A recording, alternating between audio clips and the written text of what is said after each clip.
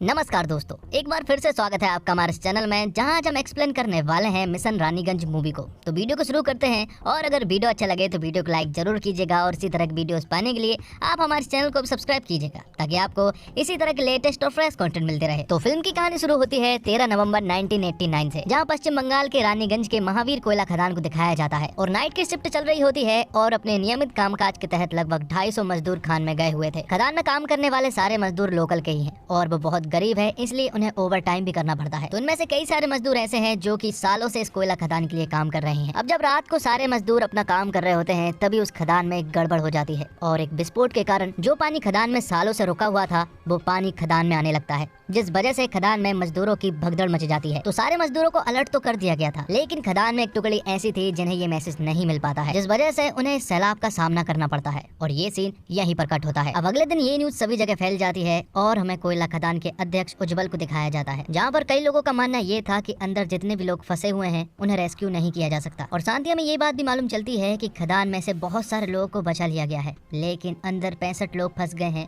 और 6 लोगों की जान भी चली गई। ये न्यूज सभी जगह वायरल हो जाती है और फिर कई सारे इंजीनियर और बहुत सारे दिमाग वाले लोगों के साथ साथ कई सारे पॉलिटिशियन भी यहाँ पर पहुंच जाते हैं। अब इस हादसे के वजह से सड़कों पर जाम लग चुके थे, आना जाना पूरी तरह से बंद हो चुका था। सभी लोग इस रास्ते से निकलने के लिए स्ट्रगल कर रहे होते हैं और तभी इस जाम में एंट्री होती है इस फिल्म के हीरो की, जिनका नाम है जसवंत गिल। जसवंत गिल दरअसल में एक इंजीनियर है और जब उसे इस हादसे के बारे में मालूम चलता है तो वो तुरंत ही उस जगह पर जाने लगता है जहाँ पर की हादसा हुआ है। और जसवंत की हाल ही में शादी हुई है और उसकी पत्नी का नाम निर्दोष है। वो दोनों ही एक दूसरे से बहुत प्यार करते हैं। तो सारे इंजीनियर्स यहाँ पर मौजूद हैं। सभी लोग इस बारे में बात कर रहे हैं कि आखिर इस रेस्क्यू को कैसे किया जाए और तभी यहाँ पर एंट्री होती है जसवंत की। जसवंत दरअसल में उज्जवल का बहुत अच्छा दोस्त है और उसे देखकर उज्जवल बहुत ज्यादा खुश हो जाता है, क्योंकि इस टेंशन भरी सिचुएशन से अगर कोई निकाल सकता है तो वो जसवंत ही है। और कई सारे लालची पॉलिटिशियन भी इसमें अपना स्वार्थ देख लेते हैं, क्योंकि उन्हें मालूम है कि अगर ये रेस्क्यू ठीक से हो गया तो फिर वो कुछ भी कर सकते हैं। इसी वजह से उज्जवल की पोजीशन भी खतरे में है और वहाँ मजदूरों के परिजन भी आक्रोश में है, क्योंकि सरकार के कुछ ना करने पर वो लोग यहाँ पर तोड़फोड़ करने लगते हैं। लेकिन फिर जसवंत इस स्थिति को किसी तरह से काबू में करता है और रेस्क्यू के प्लान पर काम करना शुरू कर देता है। अब आगे में ECCL के डायरेक्टर सैन को दिखाया जाता है। वैसे तो ये सारा काम सैन का है, लेकिन वो इसमें ज्यादा इंटरेस्ट नहीं दिखा रहे होते हैं। पहले तो उन्होंने साफ मना कर दिया था कि इस रेस्क्यू को करना इम्पॉसिबल है और वो इसे नहीं कर सकते, लेकिन जब उन्हें लालच दिया गया कि तुम्हें उज्जवल की कुर्सी मिल सकती है तो उन्हें इस रेस्क्यू में इंटरेस्ट आ जाता है। वो सभी को अपना प्लान समझाते हैं कि एक पॉइंट से हम एक बड़ी सी बाल्टी को अंदर भेज सकते हैं और उस बाल्टी के द्वारा सभी लोग उसमें बैठकर आ सकते हैं। लेकिन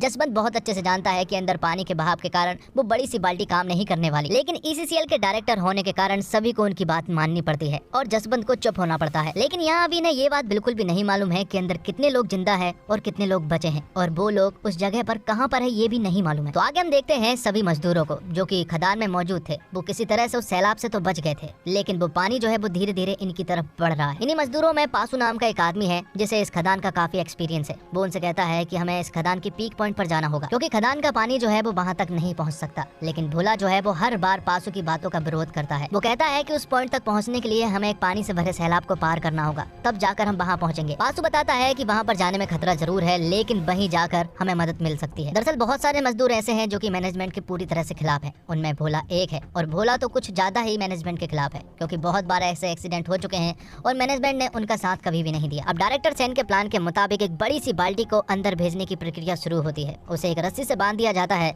और धीरे धीरे करके उसे अंदर भेजा जाता है। अंदर एक पानी का सैलाब था और उस पानी के सैलाब को इस बड़ी सी बाल्टी को पार करना था, लेकिन इसमें वो पूरी तरह से नाकामयाब हुए। तो डायरेक्टर सैन का प्लान पूरी तरह से नाकामयाब हो चुका था। तो अब बारी थी जसवंत गिल के प्लान की। वो उज्जवल से कहता है कि अंदर जो मजदूर फंसे हैं उनमें से कई सारे मजदूर ऐसे हैं जो कि 25 सालों से इस खदान में काम कर रहे हैं, मतलब उन्हें इस खदान का अच्छा खासा एक्सपीरियंस है। तो उन्हें ये बात भी जरूर मालूम होगी कि अगर पानी का सैलाब आता है तो उन्हें कहाँ पर जाना है। दरअसल में जसवंत उसी पीक पॉइंट की बात कर रहा था जिसके बारे में पासू अपने मजदूरों को बता रहा था। तो यहाँ पर जसवंत उज्जवल से कहता है कि हम उस पीक पॉइंट के ऊपर से खुदाई करना चालू करेंगे। वहाँ पर हम पहले एक छोटा होल करेंगे, ये जानने के लिए कि आखिर मजदूर वहाँ पर है कि नहीं। एक बार हमें पता चल जाए कि मजदूर किस लोकेशन पर है तो हम वहाँ पर एक बड़ा सा होल करके सभी को रेस्क्यू कर लेंगे, जिसके लिए जसवंत को 2 लोगों की जरूरत थी। एक तो इंजीनियर बिंदल और दूसरा इस खदान में सालों से काम करने वाले तपन घोष की, जिन्हें इस कोयले की खदान में हर एक प्रकार का नॉलेज है। और तपन घोष ही यहाँ पर जसवंत को उस पीक पॉइंट की ऊपर की की जगह को बताता है जहाँ पर कि उन्हें खुदाई करनी चाहिए। और यहाँ खदान के अंदर सभी लोगों ने पासू की बात को मान लिया था, क्योंकि पानी जो है वो धीरे धीरे करके उनकी तरफ बढ़ रहा होता है। इसलिए सभी लोगों ने पासू की बात मान ली थी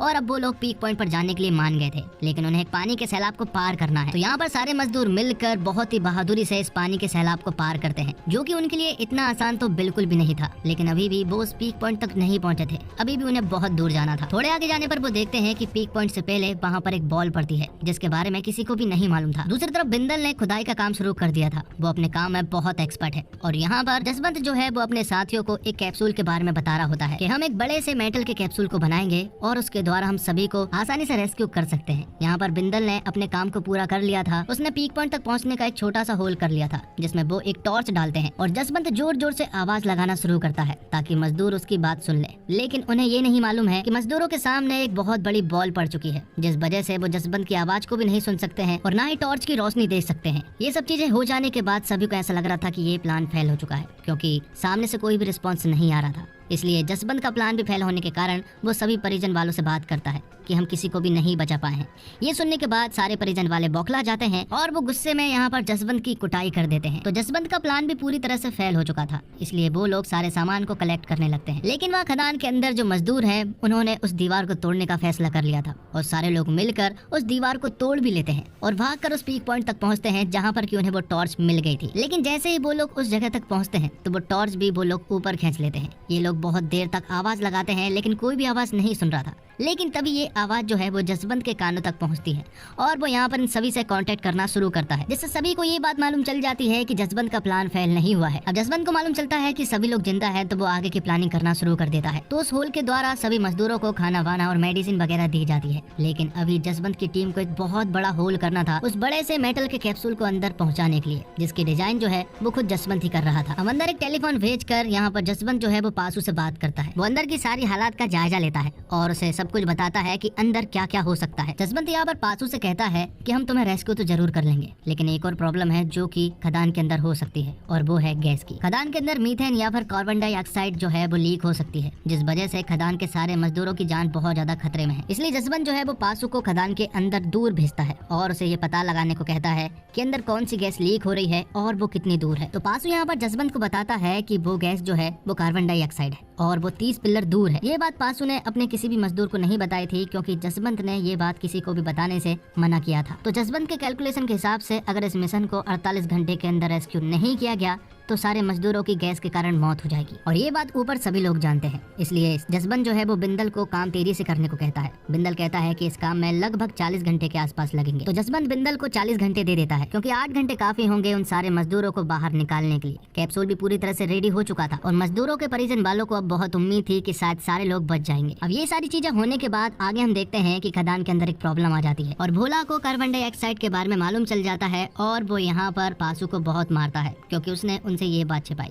जिसके बाद एक स्पीकर के द्वारा जसवंत सभी से बात करता है और वो सभी से कहता है कि पासू को मैंने कहा था इस बात को छुपाने के लिए, क्योंकि अगर ये बात तुम्हें मालूम चल जाती तो तुम लोग टेंशन में आ सकते थे। तो अब कैप्सूल पूरी तरह से रेडी हो चुका था, सब कुछ ठीक था, लेकिन प्रॉब्लम ये थी कि अंदर कौन जाएगा। यहाँ पर डायरेक्टर सेन के एक आदमी को अंदर भेजा जाता है ताकि थोड़ा बहुत क्रेडिट वो भी ले ले, लेकिन वो आधे रास्ते से ही वापस आ जाता है। तो अब किसी के भी ना जाने पर यहाँ पर जसवंत ही फैसला करता है कि वही अंदर जाएगा, और जैसे ही वो अंदर जाता है सारे मजदूर उसे देखकर खुश हो जाते हैं। लेकिन धीरे धीरे करके कुछ प्रॉब्लम भी थी जो कि वो लोग ठीक से हैंडल नहीं कर पा रहे थे, क्योंकि उन्होंने इस कैप्सूल को अंदर पहुंचाने के लिए एक जुगाड़ की थी। उसे एक रस्सी से बांधा था, ना कि क्रेन से, क्योंकि क्रेन को आने में अभी कुछ घंटे लगेंगे, तब तक उन्हें इसी तरह जुगाड़ से काम करना होगा। और खदान के अंदर भी एक प्रॉब्लम थी। सारे मजदूर पहले मैं जाऊंगा जाने की रट लगाने लगते हैं, लेकिन इसका भी सॉल्यूशन यहाँ पर जसवंत ने पहले ही ढूंढ लिया था और नीचे आने से पहले ही उसने 65 नंबर तक की पर्ची भी बना ली थी और सभी को बांट भी दी थी।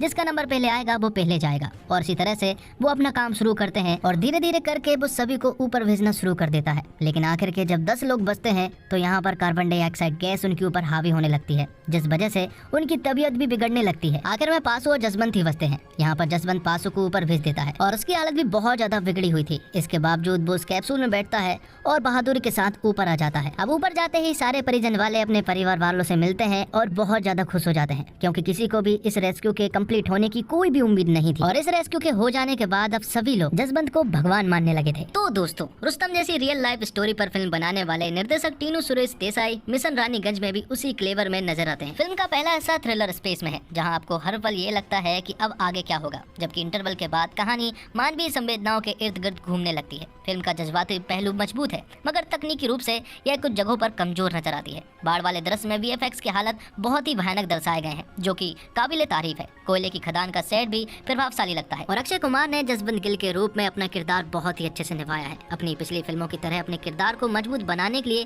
वो कोई भी गेटअप अपनाने को राजी रहते हैं। यहाँ जैसे जैसे फिल्म आगे बढ़ती जाती है, उनका सरदार वाला किरदार विश्वास और सहानुभूति अर्जित करने में सफल रहता है। मगर हाँ, उनकी नायिका परिणीति चोपड़ा शुरुआती फ्रेम में नजर आकर गायब हो जाती है। परिणीति को स्क्रीन स्पेस नहीं मिला है, मगर फिल्म की सहयोगी कास्ट मजबूत है। खास तौर से उज्जवल के रूप में कुमुद मिश्रा, पासु के किरदार में जमील खान, भोला के किरदार में रवि किशन और जुगाड़ वाले टेक्नीशियन के रूप में पवन मल्होत्रा ने फिल्म में यादगार काम किया है। और फिल्म मिशन रानीगंज की कहानी एकदम सरल है। फिल्म को कैसे लिखा जाता है, राइटर एक मंजिल तय करता है और उस तक पहुंचने में नायक को कितनी अड़चनों का सामना करना पड़ता है, उसी से एक कहानी तैयार होती है। मिशन रानीगंज के पास ये चीजें दुरुस्त है। एक नायक है जिसका मकसद है लोगों की जान बचाना। इस प्रक्रिया में उसे कई बाधाओं का सामना करना पड़ता है। कई बार पॉलिटिक्स फंसाती है, कई बार लोग परेशान करते हैं, तो कई बार आपको ये पता चलता है कि इस देश में इंसानी जान की कीमत कितनी कम है। हर अड़चन आपको समाज की एक कमजोरी रूबरू करवाती है, इसलिए आप एक साधारण कहानी देखते हुए भी असाधारण चीजें महसूस करते हैं। यहीं पर सिनेमा माध्यम अपनी मजबूती सिद्ध करता है और मिशन रानीगंज देखते वक्त आपको थ्रिल का भाव महसूस जरूर होता है, क्योंकि यहाँ रेस अगेंस्ट द टाइम चल रहा होता है, यानी समय कम है और काम ज्यादा। आपको दिमाग घड़ी के कांटों से तेज चल रहा है। अगर कोई फिल्म आपको दिमाग की इतनी वर्जिश करवा रहा है तो वो ठीक ठाक काम है। मिशन रानीगंज ऐसा कर ले जाती है। एकदम edge of the seat thriller तो नहीं कहेंगे, क्योंकि ये असल कहानी है, तो सबको पता है कि ये खत्म कैसे होती है। बावजूद इसके आपका रक्त धमनियों में तेजी से बहता रहता है। मिशन रानीगंज देखते हुए सिर्फ जसवंत सिंह गिल ही नहीं, बल्कि आप चाहते हैं कि सब कुछ ठीक हो जाए, तो शांति से बैठकर गहरी सांस लें। और लगातार कोई आधा दर्जन फ्लॉप फिल्म देने के बाद अभिनेता अक्षय कुमार की किस्मत उनकी पिछली फिल्म ओ माय गॉड 2 से बदली है। हालांकि उस फिल्म की सफलता का अधिकार श्रेय इसके दो मुख्य कलाकार पंकज त्रिपाठी और यामी गौतम को भी जाता है। फिल्म मिशन रानीगंज अक्षय कुमार की सोलो फिल्म है। इन दिनों हालांकि वह सोलो फिल्म करने से बच रहे हैं और ऐसी फिल्में ही अधिक कर रहे हैं जिनमें फिल्मों को संभालने की जिम्मेदारी उनके साथ साथ कुछ और कलाकार भी निभाए। लेकिन अप्रत्याशी रूप से अच्छी फिल्म बन पड़ी है और इसमें एक सरदार की वेशभूषा में अक्षय कुमार ने खासा प्रभावित भी किया है। घर में पत्नी के गर्भवती होने और उसे डॉक्टर को दिखाने ले जाने की तारीख होने के बावजूद गिल जब अपना कर्तव्य निभाने मैदान में आ डटता है, तो दर्शकों की सहानुभूति इस किरदार के साथ अपने आप आ जुटती है। अक्षय ने भी अपनी चिर परिचित हरकतों को किनारे रख यहाँ संजीदा अभिनय किया है और फिल्म को आखिर तक संभाले रखा है। तो दोस्तों, इसी के साथ ये वीडियो यहीं पर खत्म होता है। उम्मीद करता हूँ आपको वीडियो पसंद आई होगी। वीडियो पसंद आई हो तो वीडियो को लाइक जरूर कीजिएगा और इसी तरह के वीडियोस पाने के लिए आप हमारे चैनल को सब्सक्राइब कीजिएगा, ताकि आपको इसी तरह के लेटेस्ट और फ्रेश कंटेंट मिलते रहे। मिलते हैं एक और कमाल की वीडियो के साथ, तब तक के लिए आप हमारे चैनल के साथ बने रहिए। धन्यवाद। जय हिंद, जय भारत, जय